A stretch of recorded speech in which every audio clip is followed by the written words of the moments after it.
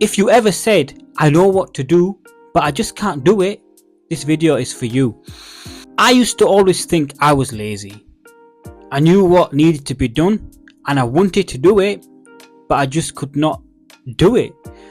And people would call me forgetful, people would call me lazy, unmotivated, but I wanted to get stuff done. I wanted to achieve the things I wanted to achieve. But the problem was I had so many things in my mind that I wanted to do that I could just not do it.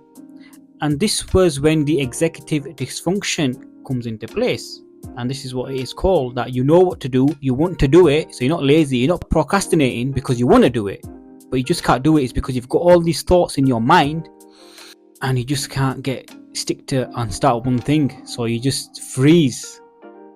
If that is you, then you possibly may have ADHD and not just lazy.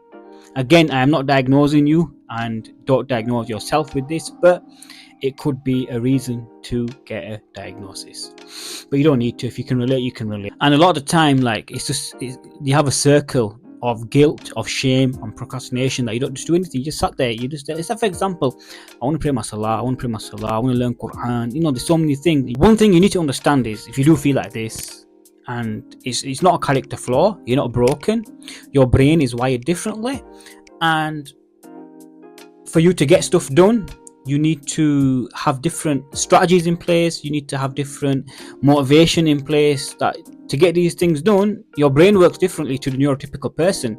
They can just get up and do something if they want to. With ADHD, you can't. You've got executive dysfunction, you've probably got task paralysis.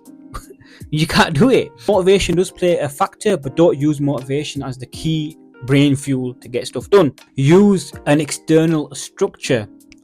So one of the things that worked for me is that the night before I would write down the tasks that I have got to do for the next day. So I always work off lists.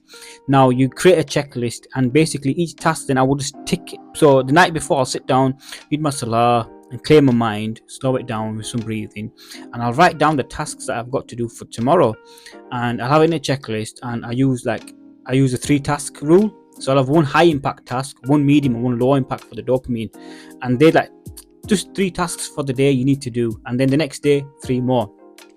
And I talk about this technique in my book as well. And then you've got where when you start a task, you're going to be unmotivated at first. You need to be doing that task for 15 minutes to get into the flow state.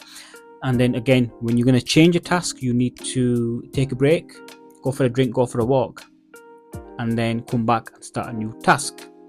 Again, it's understanding how your brain works, it's understanding how you get things done, it's understanding and learning and getting different techniques.